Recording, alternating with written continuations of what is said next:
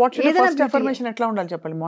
Morning లేవగానే first నేను 5 minutes విపర్శన చేసే ముందే నేను చేశాను. ఏంటంటే అఫర్మేషన్ ఏంటంటే ఆ రోజు ఎంత బాగుంటుంది, థ్యాంక్ యూ, నేను మంచిగా నిద్రపోయాను, హ్యాపీగా పడుకున్నాను, లేచాను, ఈరోజు చేయాల్సిన పనులన్నీ మంచిగా చేయాలి అని ఒక స్మైలింగ్ ఫేస్తో లేస్తాను. రైట్ సైడ్ లేవడం అనేది నేర్పించారు కాబట్టి రైట్ సైడ్ నుంచి లేచి అలా అనుకుంటూ వాష్రూమ్కి వెళ్ళి అంతా ఫ్రెష్ అప్ అయిన తర్వాత వాటర్ తాగి బ్రష్ చేసేంత వరకు నా మైండ్ లోపల జరుగుతుంటుంది. అప్పుడు ఎన్నెన్నో థాట్స్ వస్తుంటాయి. అవి ఏమన్నా ఉంటే కూడా మళ్ళీ వచ్చి రాస్తాను, జర్నల్ రాస్తాను. ఈ పాయింట్ నాకు నచ్చిన పాయింట్స్ అప్పుడే వస్తాయి నాకు. అవన్నీ కూర్చొని రాసేసి దాని తర్వాత నేను ఎక్సర్సైజ్ చేయడము అలా స్టార్ట్ చేస్తాను. ఫస్ట్ పాజిటివ్ అనుకుంటాను. నేను ప్రతిరోజు తినే తిండి దగ్గర నుంచి నాకు ఇప్పుడు ఒక షూటింగ్లో ఒక డైలాగ్ చెప్పారు, ప్రాంప్టింగ్ ఇచ్చారు, ఏదో డైలాగ్ నేర్పించారు, ఇది ఎక్స్ప్లెయిన్ చేశారు సీన్ని, ఒక కెమెరామ్యాన్ డైరెక్టర్ అక్కడ వచ్చి కాఫీ తీసుకొచ్చి ఇచ్చారు. అందరికీ గ్రాటిట్యూడ్, హ్యాపీగా ఉంటాను. హ్యాపీనెస్ నేను చెప్తుంటేనే నాకు లోపల మొత్తం వైబ్స్ చాలా హ్యాపీగా ఉంది. నాకు వింటుంటేనే ఇంకా చాలా హ్యాపీగా ఉంది. ఎందుకంటే మనకి ఇంత పాసిబిలిటీ ఉంది, మనం వదిలేసి చేయట్లేదా, మనం అర్లీ మార్నింగ్ లేచి ఇంత బాగా చేయొచ్చు కదా, ఇవన్నీ చేసుకోవచ్చు కదా అని ఒక మూడు చూసే వాళ్ళకి అందరికీ కలుగుతుంది. అవును, ఒక డ్రైవర్ని చూసి స్మైల్ చేయాలి, ఇవన్నీ ఎవరు నేర్పించేది కాదండి. ఇదంతా ఏదో నేర్పించుకున్నట్టుగా కాదు, లోపలే మన క్యారెక్టర్ అలా బిహేవ్ చేయాలి. వచ్చేసి ప్లెజెంట్గా తిన్నావా అని అడిగి చూడండి ఒకసారి, అది ఎంత హ్యాపీగా ఫీల్ అవుతారు. ఎందుకంటే ఆ గుర్తింపు అనేది ప్రతి మనిషికి మనం గుర్తింపు ఇవ్వాలి. ప్రతి మనిషికి, ప్రతి జీవికి, ప్రతి చెట్టుకి, గట్టిగా చెప్పాలంటే ప్రతి ఒక్క ఈ సోఫా కూడా ఉంటుందండి వైబ్రేషన్స్. సర్వప్రాణి ప్రేమ సేవ, సర్వంతర్యామి అంటారు కదా, అంత సర్వంతర్యామి. నిజంగా అన్నిటికీ మనం గ్రాటిట్యూడ్తో ఉండాలి. ఇప్పుడు ఇదే థాట్ నేను ఇంకోటి కొంచెం మార్చి చెప్తాను. చెప్పండి. ఇదే మీరు అద్దంలో చూసుకుంటే మీ కంట్రోల్లో ఉంది, మీరు దాన్ని రాకుండాను 5 నిమిషాలు లైట్ అయిపోయి చూస్తారు. హాయిగా షూటింగ్ సెట్కి వచ్చారు, సడన్ గా ఎవరో ఒకళ్ళు ఏదో విసురుతారు, ఏంటది అసలు అలా అయిపోయారేంటి అనో, లేకపోతే ఇంకోటి ఏదో ఏంటండి అసలు మొత్తం తగ్గిపోయారు, గ్లామర్ లేదు అన్న అనుకోండి. How do you process it? తీసుకోకూడదు. జస్ట్ ఓకే, వాళ్ళ థాట్ ఓకే బాగాలేదా, ఇప్పుడు నేను చేంజ్ చేసుకోవాలా, ఓకే అంటే ఫేస్ బాగాలేదంటే ఓకే కొంచెం డయట్ చేంజ్ చేసుకోవాలా, అలా తీసుకోండి అంతే. అంటే వాళ్ళు ఎలాంటి థాట్లో చెప్పినా మీరు దాంట్లో తీసుకునేది ఏంటి? ఓకే నా ఫేస్ బాగాలేదా అంటే ఉండొచ్చేమో కదా, ఏదో నిజంగా రింకల్స్ ఏమైనా వచ్చిందా, లేకుంటే స్కిన్ బాగాలేదా అంటే కెమెరాకి బాగుండాలి కాబట్టి, సో అప్పుడు నేను మంచి హెల్తీ ఫుడ్ తింటాను ఈరోజు అని చెప్పుకోగలగాలి. అసలు ఆ థాట్ అనేది నేను టోటల్ యూనివర్స్కి నేను చెప్పేది, ప్రతి మనిషికి నేను చెప్పేది ఏంటంటే ఒక్క సెకండ్ కూడా నెగిటివ్ థాట్, బ్యాడ్ థాట్ వద్దు, ఎవరి గురించి వద్దు. హెల్ప్ అవుతుంది, హెల్ప్ చేయండి అంతే. హెల్ప్ చేయండి, మన గురించి వద్దు, ఎవరి గురించి వద్దు, బ్యాడే వద్దు, బ్యాడ్ అనేది వద్దు, అదే తీసేయమంటున్నా. మీరు అంటారు కదా ఏమన్నా, మీకు నమ్మరు మొత్తం. ఇప్పుడు నేను అలా ఉండడం వల్ల నాకే తెలుస్తుంది. ఆయనకి ఇంకోటి పొగుడినా నేను తీసుకోను, పొగిడినా కూడా నేను లోపలికి తీసుకోను. ఎప్పుడు నేను బ్యాడ్ గురించి అదే అన్నా కదా, రింకల్స్ ఫేస్ వచ్చి బాగాలేదు అన్నారంటే ఫీల్ అవుతారని, నేను హ్యాపీగా అబ్బా మీరు ఏంటండి బ్యూటిఫుల్గా ఉన్నారంటే ఓకే థ్యాంక్ యూ అంతే. దాన్ని నేను తీసుకోను. అదే అంటే తీసుకోనంటే మరి ఏమి తీసుకోకుండా ఎలా ఉంటారంటే దాన్ని కూడా బ్యాలెన్స్గా తీసుకుంటాను. దానికి పొంగిపోయి పొగిడిపోతే నేను అనేది స్టార్ట్ అవుతుంది ఈగో, నాకు అది లేదు. ఇవన్నీ ఇంకొక పాయింట్ చెప్పనా, ఇవన్నీ చెప్పడం ఈజీ. ఇప్పుడు అందరూ వినేంత వరకు ఆహా నేను రేపటి నుంచి ఇలా ఉంటానంటారు. ఈ ఇంటర్వ్యూ అయిన తర్వాత వాళ్ళు అలా ఉండలేరు. ఎందుకు తెలుసా, వాళ్ళ లోపల దానికి సపోర్ట్ వచ్చి ఒక వెపన్ వచ్చి మెడిటేషన్ కావాలి.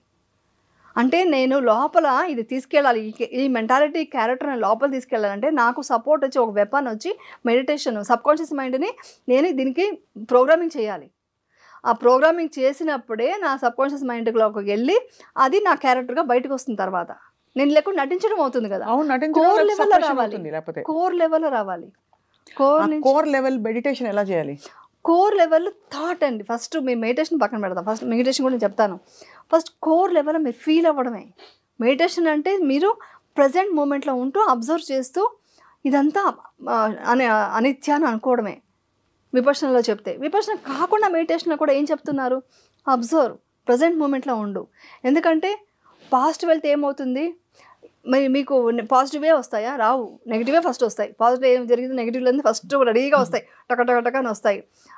అప్పుడు మీరు దాన్ని మార్చుకొని ఓకే నేను హ్యాపీగా ఉన్నాను, నేను మంచి పొజిషన్లో ఉన్నాను అని పాజిటివ్కి షిఫ్ట్ చేసి దాన్ని పక్కన పెట్టేసి ఫ్యూచర్ గురించి ఏం జరుగుతుందో అంటే ఏం జరుగుతుందో తెలియదు. నెక్స్ట్ మూమెంట్ ఏం తెలియదు మనకు. సో అది వద్దు. సో ప్రజెంట్ మూమెంట్లో ఉండని, ఏ మెడిటేషన్ అయినా చెప్పేది ప్రజెంట్ మూమెంట్లో ఉండమని. ఏది తీసుకున్నా అదే చెప్తారు. సో ప్రజెంట్ మూమెంట్లో ఉంటూ మీరు ఏం చేయాలంటే ఈ బిహేవియర్ని మార్చుకోవాలి. నేను ఈ నేచర్కి మంచి ఇస్తాను, మంచిగా చేసుకుంటాను, ఏది నేను చెడుగా భావించడం, చెడుగా ఒక థాట్ కూడా క్రియేట్ చేయను. ఫస్ట్ థాట్ క్రియేట్ చేయకండి. థాట్ అనేది ఇంపార్టెంట్. థాట్ అనేది ఎప్పుడైతే పాజిటివ్ క్రియేట్ చేస్తారో మీ భావన మారిపోతుంది, దానికి సంబంధించిన మెంటాలిటీ మారిపోతుంది, భావన మంచిగా వస్తుంది. ఇప్పుడు నేను మాట్లాడుతున్నప్పుడు కూడా ఎక్కడన్నా ఒక్క నెగిటివ్ కూడా రాదు. నెగిటివ్ విషయం చెప్పేటప్పుడు కూడా భావన మారకూడదు, భావన మంచిగానే ఉండాలి. అలా మారినప్పుడు ఆ ఎమోషన్స్ కూడా పాజిటివ్ వేలో ఉంటే మీరు హై ఫ్రీక్వెన్సీతో ఉంటారు. First point. ఈ మూమెంట్లో మీరు మెడిటేషన్ చేయండి. మెడిటేషన్ అంటే మీకు సింపుల్ మెడిటేషన్ ఈరోజు నేర్పిస్తా. విపశ్యన అనేది చాలా డీప్ అండి, అది అక్కడ వెళ్ళే నేర్చుకోవాలి, అది చెప్పకూడదు బయటకి. రైట్. ఎందుకంటే అది చాలా కష్టమైన సాధన. నేను చెప్పినంత మాత్రానికి వచ్చేది కాదు. జస్ట్ సింపుల్ మెడిటేషన్ ఏంటంటే జస్ట్ ఇక్కడ మీరు బ్రెత్ని అబ్జర్వ్ చేస్తూ చేస్తారా. ఇప్పుడు అది మీరు మెడిటేషన్ కావాలా, మీకు హిప్నోసిస్ హీలింగ్ కావాలా? హీలింగ్ చేసుకుందాం. హీలింగ్ చేద్దామా? హీలింగ్ ఒక 20 minutes పడుతుంది, పర్లేదా? మీరు చేయగలరా? చేద్దాం తప్పకుండా. అంటే ఇప్పుడు ప్రేక్షకుల కోసం 20 minutes ఉన్నా లేకపోయినా నేను మీ దగ్గర నేర్చుకుని చేస్తాను. ఓకే. బట్ ఇప్పుడు మనకి టెక్నిక్ మొదలు పెడితే మీరు we can continue our interview if that's okay with you. Okay, అంటే 20 minutes చేసి మెడిటేషన్ చేసి మనం కంటిన్యూ చేద్దామా ఇంటర్వ్యూ? అర్థం కాదా? 20 minutes ఇప్పుడు మన ఇంటర్వ్యూలో ఉన్నాం కాబట్టి 20 minutes మనం ఇప్పుడు చేయొద్దు. ఇప్పుడు మీరు జస్ట్ మొదలు పెట్టించి టెక్నిక్ నేర్పించి ఒక కపుల్ ఆఫ్ మినిట్స్ లో మనం will come back to our conversation. Okay. 2 more very important questions to ask. Then we can meditate. Okay. ఇప్పుడు జస్ట్ ఆనాపాన అనేది జస్ట్ బ్రీత్ మీద సింపుల్ మెడిటేషన్ నేర్పిస్తారు. జస్ట్ మీరు సిట్ స్ట్రైట్, అంటే మామూలుగా అయితే కింద కూర్చోవాలి లెగ్ క్రాస్ చేసి. ఇప్పుడు కుదరదు కాబట్టి మీరు సోఫాలో కూర్చొని జస్ట్ ఇలా పెట్టుకోండి. మీ హ్యాండ్ ఎలాగైనా పెట్టుకోవచ్చు, స్ట్రైట్గా ఉంటూ రిలాక్స్ అవ్వండి. ఫస్ట్ బ్రీత్ అబ్జర్వ్ చేస్తూ కూర్చోండి. బ్రీత్ ఎలా వస్తుంది, ఎలా బయటకు వెళ్తుంది, జస్ట్ బ్రీత్ని మాత్రం అబ్జర్వ్ చేయండి. బాడీ మొత్తం ఫుల్ రిలాక్సేషన్ మూడ్లో పెట్టండి. బ్రీత్ వచ్చి మీ నోస్ కింద లిప్స్ పైన ఉన్న ఆ చిన్న ప్లేస్ ఉంది కదా, అక్కడ మాత్రమే బ్రీత్ ఎలా వెళ్తుంది, ఎలా వస్తుంది అబ్జర్వ్ చేయండి. అక్కడ టచ్ అవ్వాలి బ్రీత్. నోస్ లోపలికి బ్రీత్ వెళ్తుంది, అలా స్లోగా బయటకు వస్తుంది. జస్ట్ ఆ ప్లేస్ మాత్రం అబ్జర్వ్ చేయండి.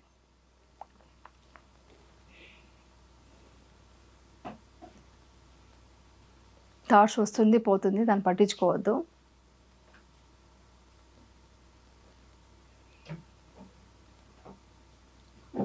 ఆ బ్రెత్ టచ్ అవుతూ వెళ్తుంది మీకు, దాన్ని మాత్రమే చూస్తూ ఉండండి. ముక్కు లోపల ఏ రంధ్రం నుంచి వెళ్తుంది, లెఫ్టా రైటా, అది కూడా చూడొచ్చు. ఆ నాజల్, ఆ బ్రెత్ టచ్ అయ్యేది చూడండి.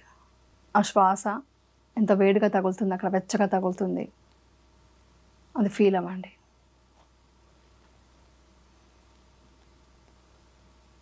ఓకే, ఇది వచ్చి ఆనాపాన. ఇది మీకు ఇప్పుడు కాదు, మీరు ఎక్స్పీరియన్స్ అవుతున్న కొద్దీ ఒక విషయం చెప్తాను. ఇది వితౌట్ థాట్ 1 minute చేయగలిగితే ఆ 1 hourలో నాకు ఒక్కోసారి కష్టం.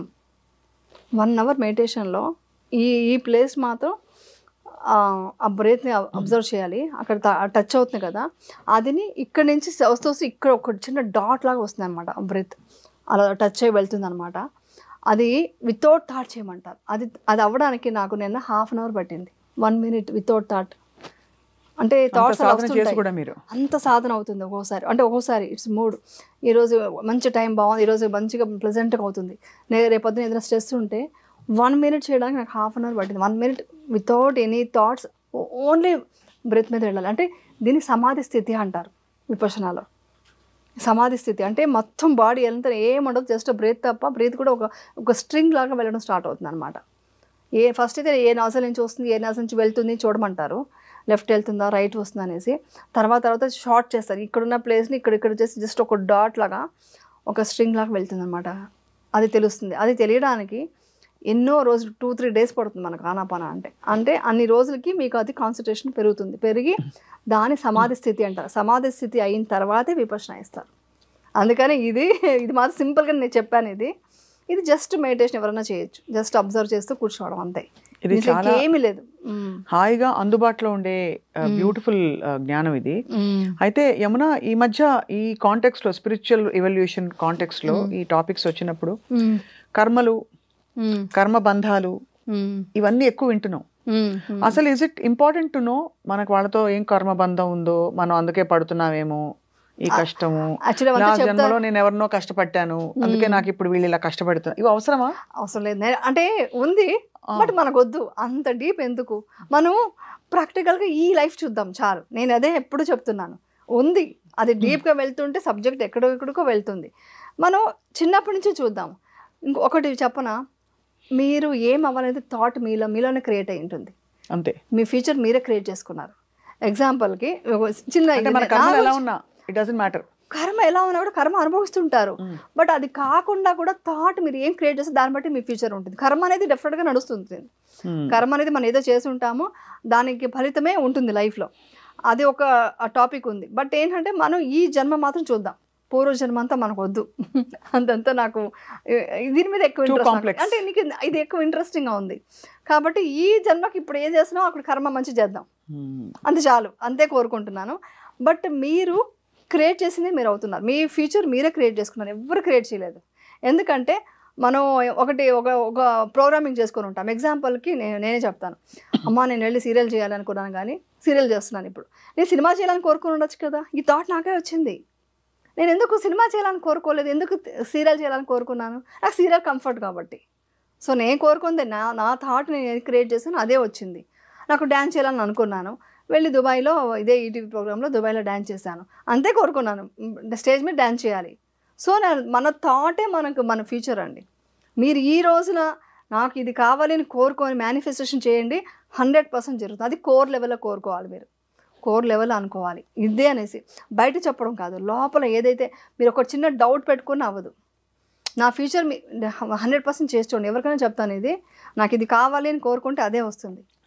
కానీ మనం కోరుకోవడానికి కూడా మన వైబ్రేటరీ ఫ్రీక్వెన్సీ అది తగిన స్థాయిలో ఉండాలి.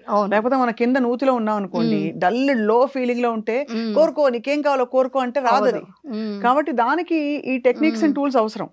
అంటే positivity, mental fitness, physical fitness, meditation, some kind of అంటే distancing yourself from the low frequency నుంచి మళ్ళీ హై ఫ్రీక్వెన్సీకి వచ్చినప్పుడే ఇవన్నీ జరుగుతాయి. అవన్నీ జరుగుతాయి అంటే మీరు అంత స్ట్రాంగ్గా కోరుకోవాలి. అంటే కోర్ లెవెల్లో నాకు ఇది కావాలి అంటే ఎలా అంటారంటే, ఇప్పుడు ఏమంటారు, ఇప్పుడు మీరు పట్టుకుంటారని నేను దూకేస్తాను, అంత కాన్ఫిడెన్స్ ఉండాలి. నేచర్ మీతో అంత కనెక్టివిటీ ఉండాలి. నువ్వు పట్టుకుంటావు నేను దూకేస్తాను అనే నమ్మకం ఎంత ఉంటుందంటే అంత నమ్మకం నేచర్తో ఉండాలి, అప్పుడే అవుతుంది. మీరు అవుతుందేమో చూద్దామా అంటే అయిపోయింది, అవ్వదు అనమాట.